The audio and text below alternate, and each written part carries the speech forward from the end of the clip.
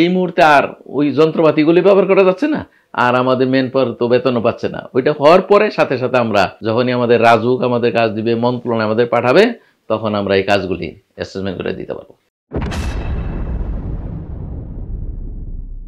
আমাদের প্রজেক্টটা প্রায় ১.৫ বছর আগে শেষ হয়েছে। তারপরে এই প্রজেক্টের মাধ্যমে আমাদের প্রজেক্টের যারা মেন পাওয়ার ছিল, 10 মেন পাওয়ার, তারাও এখনো প্রজেক্টে নাই। তাদের দিয়ে আমরা কাজগুলি করাই দিতে পারতাম। ওই যে দেখছেন ৩,২৫২টা বিল্ডিং করছি, কনসালটেন্ট দিয়ে আমাদের লোক দিয়ে করাইছি। এর মধ্যে আমরা গাউসিয়া মার্কেট, তারপরে মৌসাক মার্কেট শুরু করে এলাল চেম্বার, বঙ্গভবনের পাশে এই সমস্ত বিল্ডিংও আমরা অ্যাসেসমেন্ট করে দিছি, যেটা দিছে যতদিন প্রজেক্ট ছিল। এখন প্রজেক্ট মেন পাওয়ার নাই এই মুহূর্তে।